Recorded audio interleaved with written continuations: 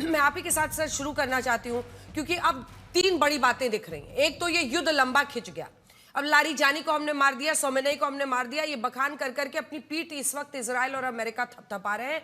लेकिन सच्चाई ये है कि ये ईरान के लिए उकसावे की ही तरह है, क्योंकि वो भी अब मतलब अगर आप किससे अब बातचीत किससे करेंगे? युद्ध को शुरू तो कर दिया, खत्म कैसे करेंगे इसका कोई रोड मैप दिख नहीं रहा इन लोगों के पास।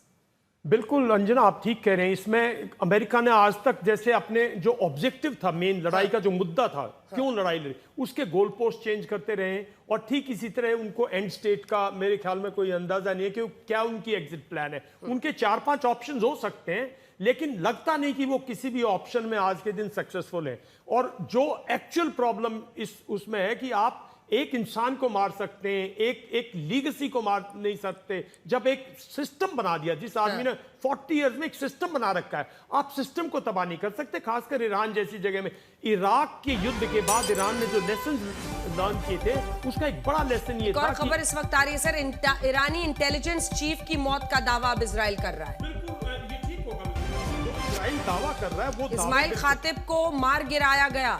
अब देखिए, कल तक ईरान नकारता रहा, एक पुराना लिखा हुआ वो डाला उन्होंने। एम्बेसडर ने बोला कि हमें अंदर से पूरी मदद है।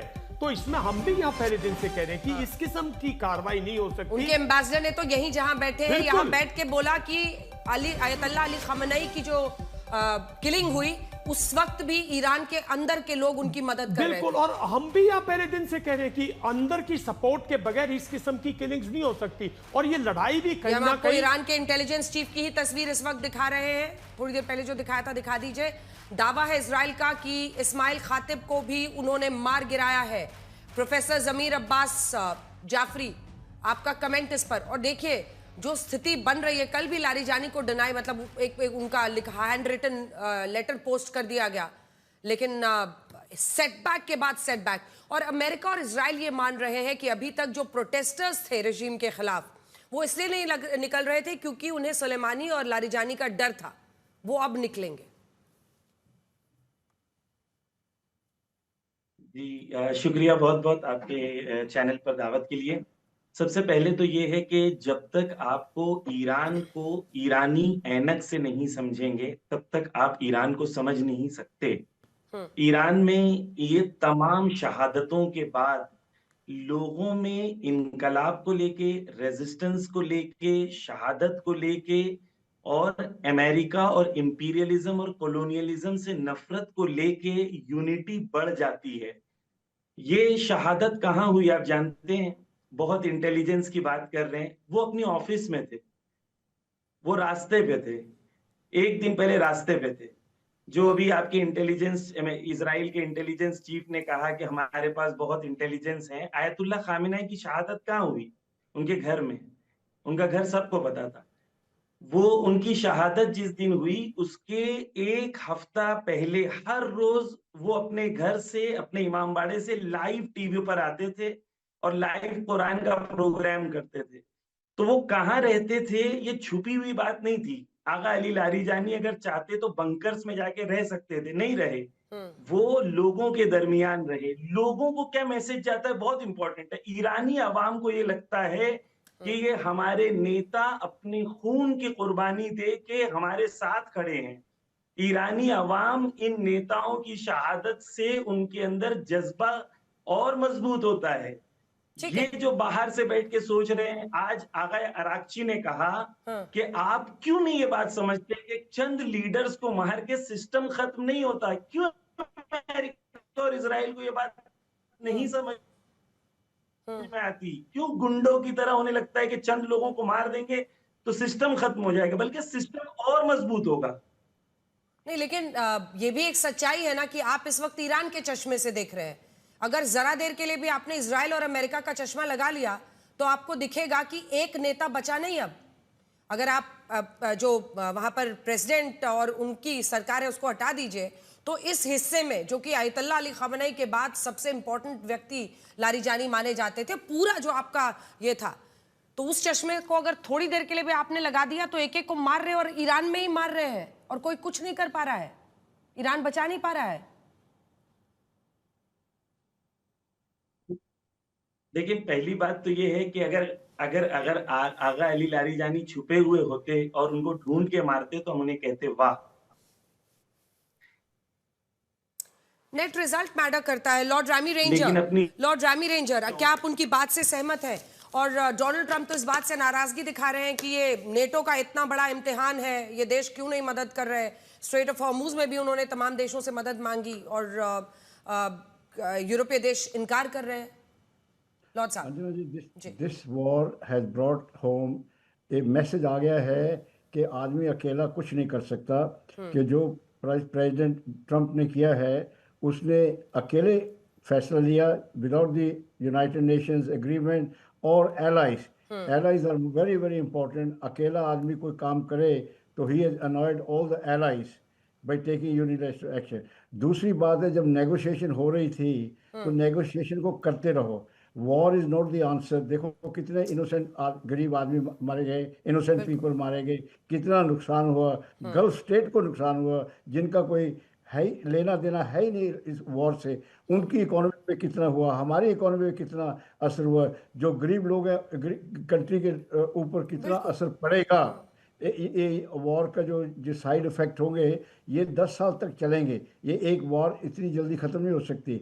उसके बाद negotiation was the only answer. United nation was the only sir. Unilateral लेके उन्होंने सारे जितने एलाई थे उनको नाराज कर दिया। वो कहता आज हम इनका साथ देंगे, कल फिर कोई और वार कर देगा, इसलिए हम इसको पहले ही बता देते हैं कि जिस वॉर में हम नहीं आएंगे।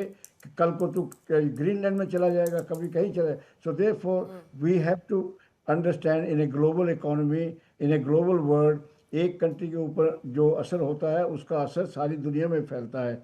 एंड आज अगर कोई सेंस ले आ सकता है वो प्राइम मिनिस्टर मोदी हैं। मोदी जिनको रिस्पेक्ट सारी दुनिया करती है, आज उनके ऊपर ये एक बहुत रिस्पॉन्सिबिलिटी आ गई है कि वो इस डिप्लोमेसी को डिफ्यूज़ करें और दोनों को अकल दें कि देखो भैया लड़ाई से कोई फ़ायदा नहीं, क्योंकि मोर टेररिज्म विल स्प्रेड। मैं ये कहता हूँ कि ये लड़ाई से टेररिज्म ख़त्म नहीं होता और बढ़ता है। दूसरा मैं कहना चाहता हूँ, ईरान के लीडरों से भी कहना चाहता हूँ कि पहले तो वो आर्म इकट्ठे करते हैं, फिर वो कहते हैं हम इजराइल को ख़त्म कर देंगे, तो ये ऐसी भी स्टेटमेंट अच्छी नहीं होती। तो तीसरी बात मैं ये कहना चाहता हूँ, इस दुनिया, इस डे एंड एज में कोई लीडर अपने अवाम को, अपनी पॉपुलेशन को सुप्रेस नहीं कर सकता। अगर उन्होंने हाँ, लेकिन कोई भी अगर बदलाव होना है तो आप भी अग्री करेंगे लॉर्ड साहब कि वो खुद से होना चाहिए, वो इंट्रिंसिक होना चाहिए, वो उस देश के अंदर बदलाव होना चाहिए, रिजीम चेंज का होना चाहिए, तभी सही मायने में वो। प्रमित जी हमारे साथ जुड़े हुए हैं सीधा इस वक्त यूएस है। लेकिन जो लॉर्ड साहब कह रहे हैं वहां लंदन से, और जो अमेरिका या फ्रांस या जर्मनी या नेटो के देश जिनको कह रहे हैं डोनाल्ड ट्रंप की भाई आप स्ट्रेट ऑफ हॉर्मूज में आइए, अगर वो इनकार कर रहे हैं तो क्या ये नेटो की जो कलेक्टिव डिफेंस की 32 देशों की अवधारणा थी उसका भी अंत है कई मायनों में? प्रमित जी, ये दूर तक कॉन्सिक्वेंसेस है। और जो ईरान से हमारे साथ जुड़े हुए हैं मेहमान, अगर उनका भी आप जवाब देना चाहें, वो क्या गलत कह रहे हैं? वो कह रहे हैं आप जितना मारेंगे उतना ही लोग इकट्ठा होंगे, सिस्टम उतना ही और मजबूती से लड़ेगा। Anjana ji, first of all thanks for having me. It's always a pleasure to be on the show. ये दोनों ही चीज, जैसे आपके जो अपने जो ईरानी हमारे पैनलिस्ट ने बात कही, सी ईरान में आज आपने 3 हफ्ते पहले देखा था ऑलमोस्ट 25,000 से ज्यादा लोगों को ईरानी रिजीम ने ही मार दिया। देयर इज अ इस्लामिक जिहादी extremist regime who was ruling there. A great civilizational country was ruled for last 40 years. बड़ी गलत तरीके से रूल हो रहा था। And then always the Khomeini से लेके सुप्रीम लीडर सब लोग डेथ टू अमेरिका 100 बार साल में बात करते थे। सो अगर अमेरिका 1.1 ट्रिलियन डॉलर डिफेंस में खर्चा करता है, उसके बाद अमेरिका या हम लोग कैसे सहन कर सकें, कैसे सुन सके कि death to America? It was not just a rhetoric, they were preparing. पीछे उनकी मिलिट्री की पूरी तैयारी चल रही थी, न्यूक्लियर वॉरहेड्स बन रहे थे। आज आपने देखा कि कितने सारे मिसाइल्स वो दाग रहे हैं। इमेजिन कीजिए कि उन कुछ मिसाइल्स के ऊपर अगर वो न्यूक्लियर वॉरहेड्स रखने में सक्षम हो जाते तो पूरी दुनिया को ब्लैकमेल करते, पूरी दुनिया को रैंसम करते। आप भी प्रमित जी अगर शब्द का इस्तेमाल कर रहे हैं, अगर मगर में इतना बड़ा युद्ध नहीं छेड़ा जाता है, अगर प्रमाण है कि उनके पास न्यूक्लियर कैपेबिलिटी थी, आप दुनिया के सामने रखिए ना। बताइए ना सबको। मैडम मैडम हर लड़ाई चीज होती नहीं। इंटेलिजेंस की जो चीज लड़ाई कौन लड़ाई करता? आपने नॉर्थ कोरिया से भी तो वापस चला गया था न्यूक्लियर ट्रम्प। पावर तो यही है ना, डेटरेंस है कि फिर जो न्यूक्लियर पावर होता है उस पर से कोई युद्ध नहीं लड़ता है। प्रमित जी। नहीं मैडम नहीं। हाँ। जैसे इजराइल में जब वो पैराशूट से नीचे उतरे हमास के लोग और उन्होंने 800 लोगों को, इजराइल लोगों को मारा। और आप इंडिया में भी देखिए, आप जो पहलगाम में कश्मीर में जो अटैक हुआ, 25 लोगों को सरेआम धर्म के नाम पे मारा गया, पूरी दुनिया को वीडियो पे दिखाया गया, तब एक देश में आक्रोश हुआ, तब हमने पाकिस्तान में आक्रमण किया। जबकि हमको पिछले 10 साल से पुख्ता जानकारी थी कि पाकिस्तान में टेरर नेटवर्क पनप रहे हैं, लेकिन हमने अटैक नहीं किया। Now America is not like that. America wants to attack, America wants to prevent. जैसे कहते हैं prevention is better than cure, वैसे ही डिफेंस में भी America wants a very clear strategy that we will attack and we will destroy the enemy 1000 miles away from our mainland, और हमारे citizens को हम मेनलैंड पे हमेशा सुरक्षित रखेंगे। ये बहुत ही क्लियर। क्या वो जो कह रहे हैं आप उससे सहमत हैं? आप एक शिया मरकजी चांद कमेटी के अध्यक्ष हैं, बोले। बिस्मिल्लाहिर्रहमानिर्रहीम। बिस्मिल्लाहिर्रहमानिर्रहीम। देखिए, बिल्कुल जो बात ये यूएसए से जुड़े हुए साहब ने कही है, इससे बिल्कुल मैं सहमत नहीं हूँ। इन्होंने जो सबसे पहले 25,000 की बात की, वो भी बिल्कुल गलत है। देखिए, अंदर कुछ अगर पब्लिक की नाराजगी है, वो अपनी हुकूमत से कुछ बात कर सकते हैं, लेकिन जिस तरीके से अमेरिका और इजराइल ने इंटरफेयर किया, ये बहुत गलत था। कोई कंट्री किसी के अंदर इंटरफेयर नहीं कर सकती। मैं उनसे कहना चाह रहा हूं जो यूएस से जुड़े हुए हैं, कल आपके यहां से एक इस्तीफा आया है कैट का, आप बताइए उस इस्तीफे के बारे में आपका क्या कहना है? वो तो ईरानी नहीं है ना, या वो ईरानी हो गया? दूसरी बात, आपके CIA के चीफ जो एक्स थे, उन्होंने कहा ईरान इसमें फंस गया, निकलने के लिए अमेरिका इसमें फंस गया है और निकलने की कोशिश कर रहा है। तो अब आप बताइए क्या हो रहा है? जी जवाब आज ईरान, एक मिनट मैं बोल रहा हूँ, उसके बाद मैंने आपकी सारी बातें सुनी है। मैंने सारी बातें आपकी सुनी। ईरान ने आज अमेरिका को इस कंडीशन पे ला दिया है कि ट्रंप एक मदद का प्याला, भीख का प्याला लिए कभी फ्रांस के पास जाते हैं, कभी ऑस्ट्रेलिया के पास जाते हैं, कभी जापान के पास जाते हैं, कभी ब्रिटेन के पास आते हैं, और इनकी कंडीशन ईरान ने ऐसी बना दी है कि अब इनको न ब्रिटेन मुंह लगा रहा है, न जापान मुंह लगा रहा है, न ऑस्ट्रेलिया मुंह लगा रहा है। क्या बात कर रहे हैं? अरे पर आपके भी तो सारे नेता एक एक करके मर रहे हैं, गिर रहे हैं। अंजना जी, आपके भी टॉप लीडर्स फॉल कर रहे हैं ना। मतलब आपके मैं क्यों कहूँ, मैं ईरान के कहूँ, क्योंकि हम ये मानते हैं आप भारतीय शिया हैं। ठीक है, अब ठीक है, लेट हिम आल्सो काउंटर, फिर बोलिएगा ना, लगातार नहीं, मैं लौट रही हूँ। आप स्क्रीन पर ही हैं, रुकिए, आप स्क्रीन पर ही हैं। जवाब दे रहा हूँ मैं, इसका जवाब दे दूं। मेरा रोजे का टाइम हो गया, मैं जा रहा हूँ, मैंने कह दिया था, मेरा लखनऊ में हूँ, मेरा इफ्तार का टाइम हो रहा है। नहीं अंजना जी, पर ये हमारे लीडर मौत से नहीं डर रहे हैं। अगर मौत से डर रहे होते तो फ्राइडे को रोड के ऊपर टहलते हुए नजर नहीं आते। हमारे लीडर जो है, अच्छा बस ये बता दीजिए, ये सवाल का जवाब भी आपको देना होगा। उनका मिशन, चूंकि आप हाई मॉरल ग्राउंड क्लेम कर रहे हैं इस युद्ध में, तो आपको भी जवाब देना होगा कि हमास, हूती और हिजबुल्लाह, ये तीनों आतंकी संगठन को काहे पालते हैं यही नेता? जी अच्छा सुनिए अंजना जी, आप अगर इन तीनों को कह रही हैं तो इंडिया से बैंड करवा दीजिए हमास, हूती और हिजबुल्लाह को। आप इंडिया से कहिए बैंड कर दे। इंडिया ने बैंड किया इसको।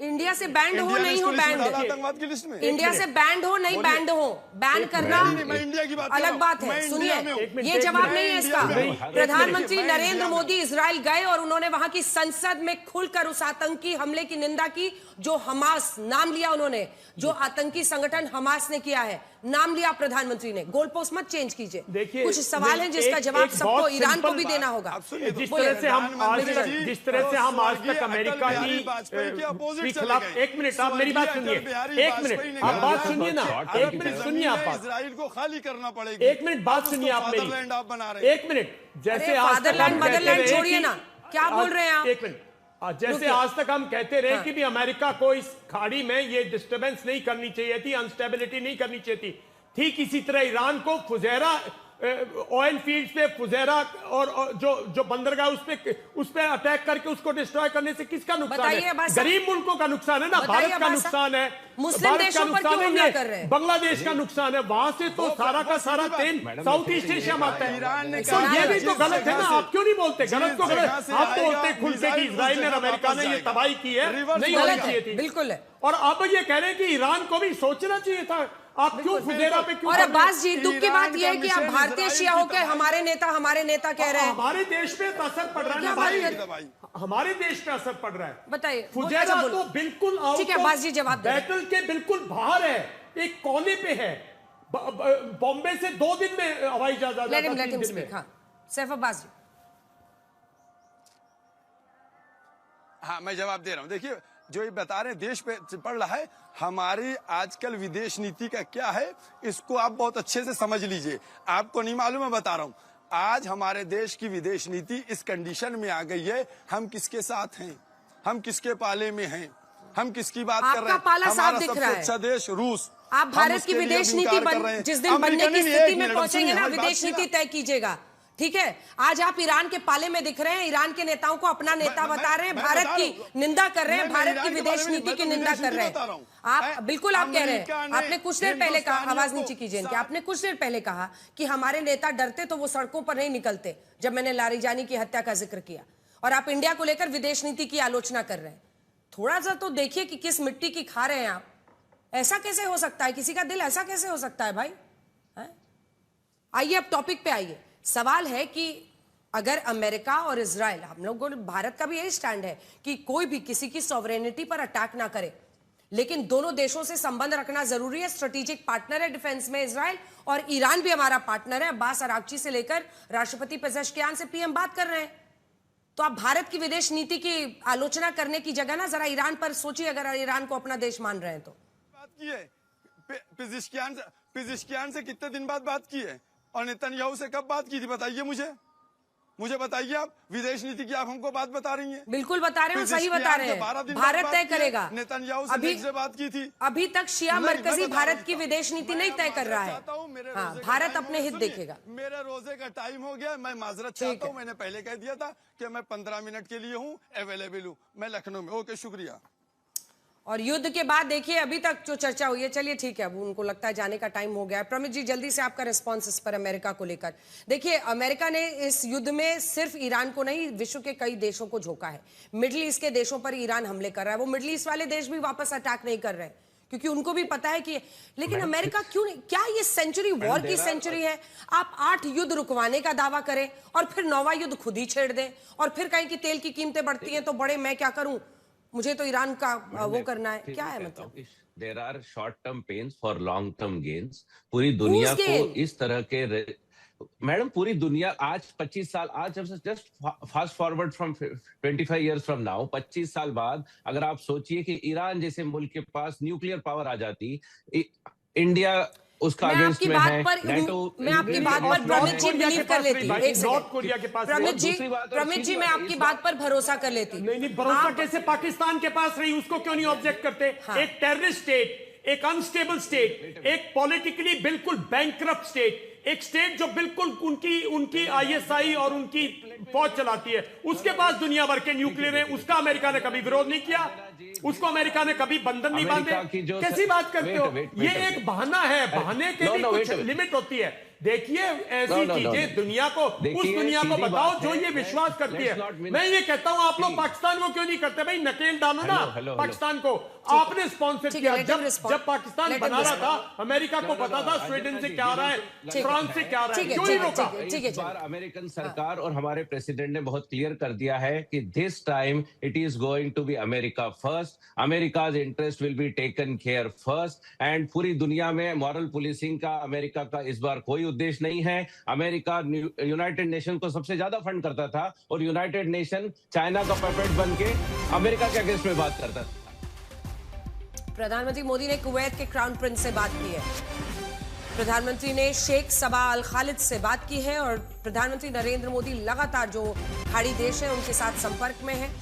पश्चिम एशिया के हालात पर चिंता जताई प्रधानमंत्री ने। और देखिए, इन तमाम देशों में भारी तादाद में भारतीय रहते हैं, उन सबकी सुरक्षित वापसी, और इसी के साथ उन्होंने ईद की शुभकामनाएं भी कुवैत के प्रिंस को दी है। देखिए प्रमित जी, एक सिंपल सवाल पूछ रहे हैं।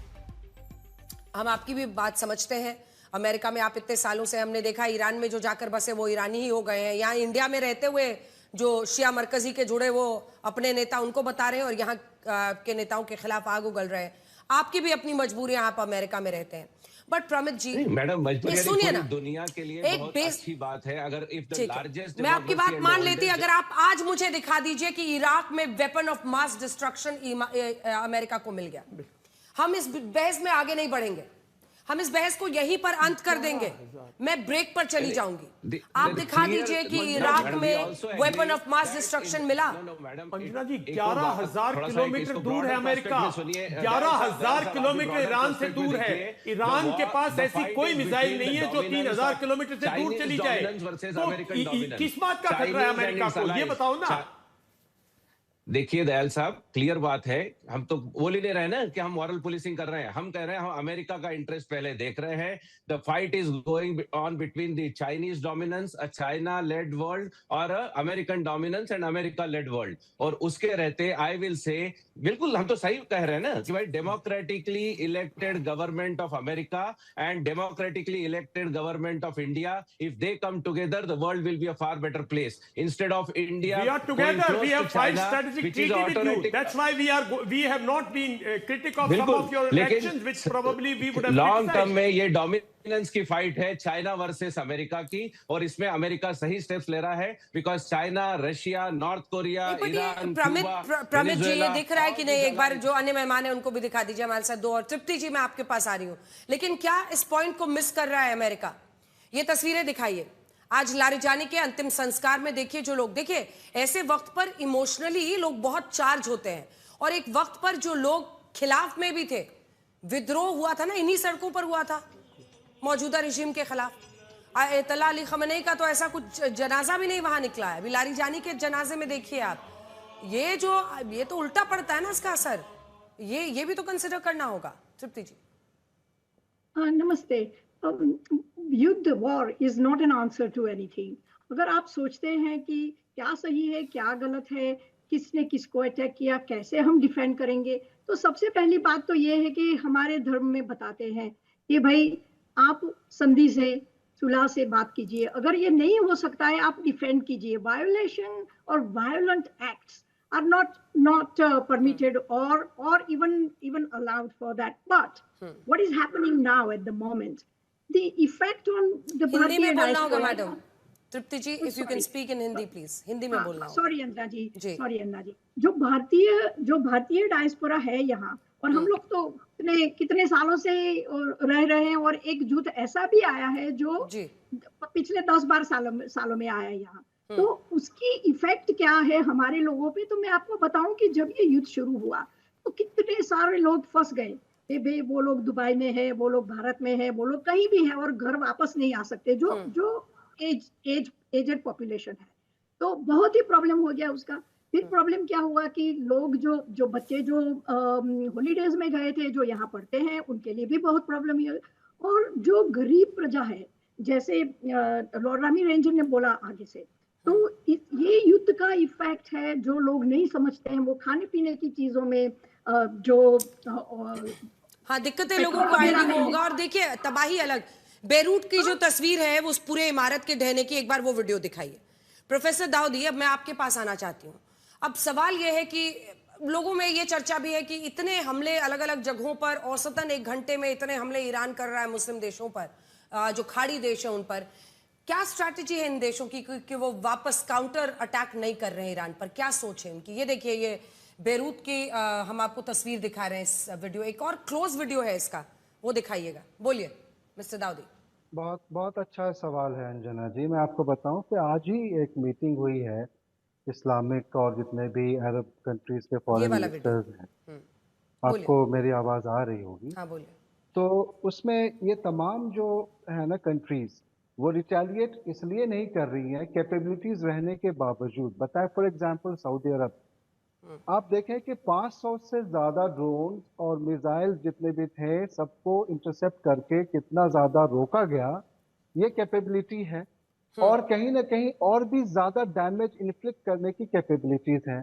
उसके बावजूद आप यूएई, बहरीन सब अगर मिलके चाहें, लेकिन ये क्या मीटिंग कर रहे हैं कि कैसे रीजनल पीस और सिक्योरिटी को बरकरार रखा जाए, कैसे रीजनल एस्केलेशन नहीं हो, ग्लोबल इंपैक्ट नहीं हो, ऑयल पे और जाने नहीं जाए, और कैसे इनका विजन जो है, मैं अगर सऊदी अरब की बात करूं और इन तमाम जो विजन लेके चल रहे हैं कि हमें लड़ाई नहीं करनी, हमें पीस की तरफ जाना, हमें प्रोग्रेस की तरफ जाना, अपने कंट्री के इंटरेस्ट को देखना है और इसकी वजह से रिटेलिएट नहीं करना, प्रोवोक नहीं होना। हर चीज की एक लिमिट होती है, लेकिन ये बात तो सच्ची है कि ईरान ने जो रिटेलिएट किया है वो रिटेलिएशन कहीं ना कहीं इंटरनेशनल लॉज का वायलेशन है किसी भी सॉवरेन कंट्रीज पे। आप पहले तो कह रहे हो कि कैसे भी आप जो है अमेरिकन बेसिस पे कर रहे हो, फिर आप कह रहे हो कि जितनी भी कोलेटरल डैमेजेस हुई है, जो सिविलियंस के इस पे एयरपोर्ट्स पे दूसरी जगहों पे अटैक्स हुई हैं, ये बहुत ही ज्यादा कंडेम करने वाली बात है। इसके बावजूद भी ये पूरा इलाका चाहता है कि किसी भी तरीके से शांति बरकरार रहे। एक और खबर इस वक्त आ रही है, आपको बता दें, ये जल्द युद्ध खत्म करने का प्रयास हो, ये जर्मनी कह रहा है। और मुझे लगता है कि अच्छा विवेक यही होगा कि युद्ध खत्म करने की स्पष्ट योजना बने।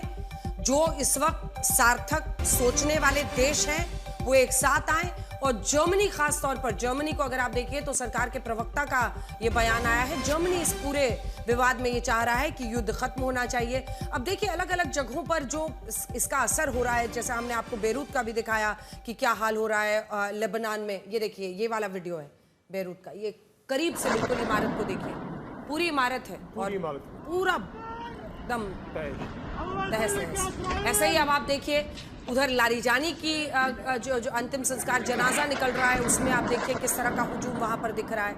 तो ये जो संकेत है ये दुनिया के लिए अच्छे नहीं है। और ऐसे में अगर कुछ देश सार्थिक पहल करते हैं तो लॉर्ड साहब को दिखा दीजिए, लॉर्ड रामी रेंज, मुझे लगता है कि बहुत जरूरी है कि अभी कुछ सार्थक सोचने वाले देश सामने आए, क्योंकि जो फैसले लिए जा रहे हैं वो एकदम जल प्रलय की तरफ बढ़ रहा है। अगर स्ट्रेट ऑफ हॉर्मुज में ही अगर अमेरिका सोच रहा है वहां पर बॉम्ब्स गिरा रहा है तो ये बहुत विनाशकारी होगा। अंजना जी, सबसे पहले ईरान को चाहिए था दरवाजे खोल के उनको को कम देखो, हमारे पास कोई मास डिस्ट्रक्शन के वेपन नहीं है। जब ईरान ने ना किया तो शक और बढ़ता रहा। दूसरा, in this 21st century Iran के लीडरों को चाहिए by oppressing their citizen, by suppressing them, कि वो कपड़ा नहीं पा सकते, सिर ढकना है, रिलीजन के साथ कंट्रोल करना। वो एक बहुत बुरी बात है कि पीपल आज टेलीविजन पे देखते हैं, इंटरनेट पे देखते हैं दुनिया कहाँ जा रही है। इन्होंने उनको रोक के रखा 40-48 साल से, उन लोगों को कोई फ्रीडम नहीं दी।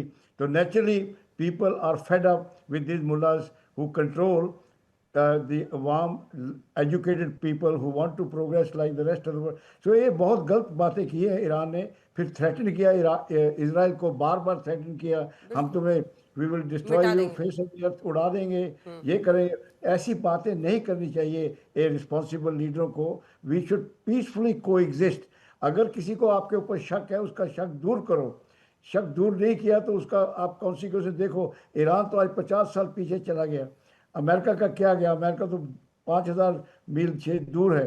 तो इसलिए हमारे लीडरों की जो मैच्योरिटी है, हमारे जो भारत के लीडर हैं, उन्होंने कितनी मैच्योरिटी दिखाई है कि सबके साथ मिल के रहते हैं, कोई ग्रुप में नहीं रहते। We don't want to be, कहते हैं ना, आइदर यू विद मी और अगेंस्ट मी। हमारे तो सनातन सभ्यता बोलती है वासुदेव कुटुंबकम। हम तो दुनिया के वासी हैं। हम जहाँ भी भारतवासी जाता है, मूल का इंसान, वो वहाँ जाके उनको एसेट बन जाता है, तरक्की करता है, उनके साथ घुल मिल जाता है। हम तो बिल्कुल, हमारी जो सभ्यता वैल्यू सिस्टम है, इनकी वैल्यू सिस्टम क्लोज डोर छुपा के काम करो।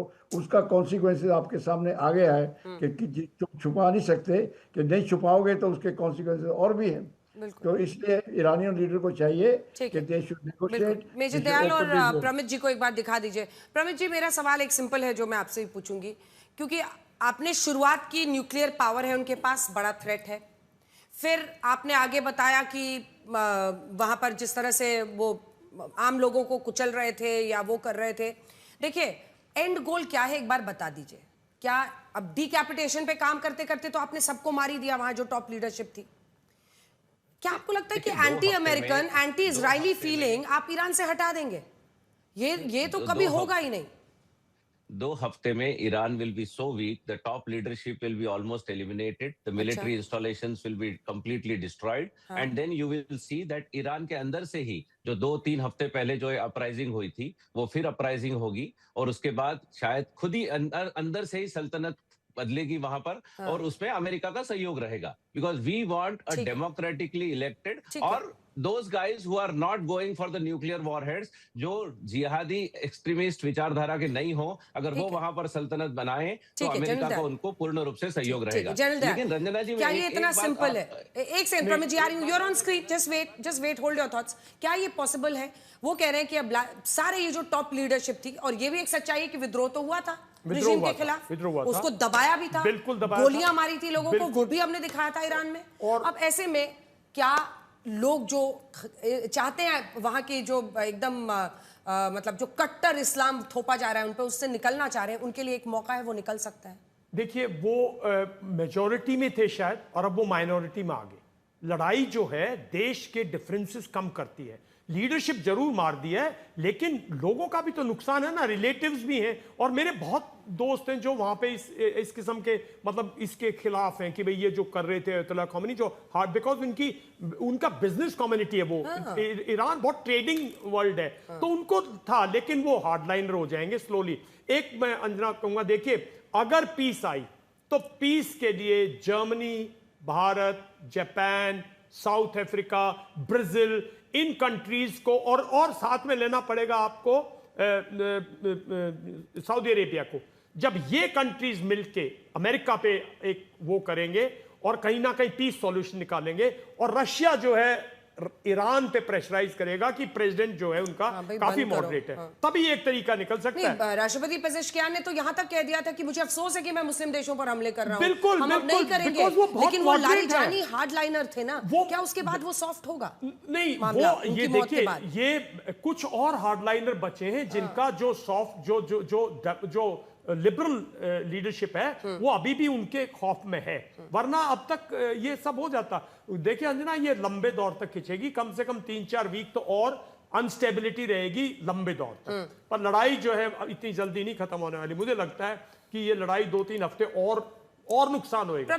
दोनों साइड बहुत अमेरिका में इस वक्त क्या सोच है लोगों की? क्या, क्योंकि जो खबरें आ रही है, लोग वहां नहीं चाहते कि युद्ध लंबा खींचे।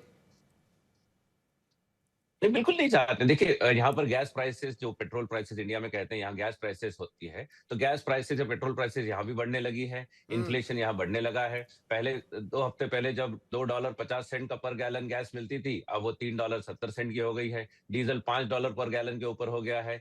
नई हायरिंग कंपनीज ने सडनली कम कर दी है, तो यहाँ पर भी उसका इम्पैक्ट है। And in democracy there will be voices against this war even in America, but by and large America जानता है कि लॉन्ग रन में अमेरिका फर्स्ट, अगर आप पैराडाइम में सोचे तो this war is justified. America wants that Iran to be weakened, and it is good for America and its American allies अगर इराक से मिलिट्री इंस्टॉलेशन और न्यूक्लियर कैपेबिलिटीज पूर्णतः से खत्म हो जाए। पर मैडम, मैं आपसे एक बात, what is the consensus in America? आप ये बताइए प्रमित जी, आप बोलिएगा अपनी बात, मैं आपको बार बार टोक रही हूँ, आई एम सॉरी, बट बहुत सारा इन्फॉर्मेशन अमेरिका से, और प्रमित वहां बहुत कनेक्टेड भी है, तो इससे मुझे चाहिए। प्रमित जी, वहां कंसेंसस बना है कि नहीं? डोनाल्ड ट्रंप कभी कहते हैं उनको नेटो चाहिए, कभी कहते हैं उनको नेटो नहीं चाहिए, फिर वो कहते हैं ये नेटो का ही एग्जाम है, फिर कहते हैं नेटो चाहिए। नेटो चाहिए नहीं चाहिए, क्या पता चला आप लोग को? देखिए, allies तो सबको लगेगा ही। You cannot just destroy the entire country. America but ये allies आने को तैयार नहीं है। आपने जर्मनी का, आपने स्पेन का रुख देखा है? स्पेन का रुख देखा है? बिल्कुल सही है madam. Background diplomatic channels are also going on. NATO और America has to come together. जैसे जैसे समय बीतता जाएगा, हमारे भी डिप्लोमेटिक चैनल्स बहुत अच्छे से बात हो रही है पीछे। शुरू में तो रेजिस्टेंस रहेगा ही, because nobody wants that America should go and attack a country directly, but American intelligence is very profound and that is not going to be made public every time. पिछले नॉट जस्ट प्रेसिडेंट ट्रम्प, पिछले 7 राष्ट्रपतियों को हम तो यही कह रहे हैं। देखिए, हम तो ये कह रहे हैं ना, देखिए बात सुनिए, आप ये कह रहे हैं कि जो खाड़ी का तेल है उस पे कंप्लीट अमेरिका का कंट्रोल हो, यही तो, तभी तो चाइना बैकफुट पे जाएगा। एक मिनट, उन्होंने ये भी कहा तो मतलब आप चाइना को मार्जिनाइज करने की लड़ाई है, तो ये थोड़ी है कि जो भारत है, जो बाकी साउथ ईस्ट एशियन कंट्रीज है, उन सबके तेल पे, उनकी गैस पे, उनके फर्टिलाइजर पे, उनके पेट्रोकेमिकल्स पे अमेरिका कल से कर लगाए। साहब, आप कैसी बात कर रहे हो? या फिर आप इसको छोड़ दो कि जो कल ईरान के अंदर हार्डलाइनर बच जाए, परसों वो हरमुज में टैक्स लगा दे। आप देखिए आपने क्या बिगाड़ दिया। अब इसी के साथ साथ उन्होंने ये भी एक छोटा सा सपना दिखाने की कोशिश की कि इंडिया और अमेरिका मिलकर विश्व में चाइना से ताकतवर बने, लेकिन इंडिया के साथ एक्स्ट्रा टैरिफ लगाकर ट्रंप ने बता दिया है कि वो किसी भी देश के खिलाफ कुछ भी कर सकते हैं। जो चाइना इतना तेल खरीदता है रशिया से, उस पर नहीं लगाकर भारत पर अतिरिक्त टैरिफ उन्होंने एक वक्त पर लगाया था। बहरहाल ये युद्ध और युद्ध का अंत होना चाहिए, इससे बड़ी कोई सच्चाई नहीं है, इससे बड़ी कोई बात नहीं है।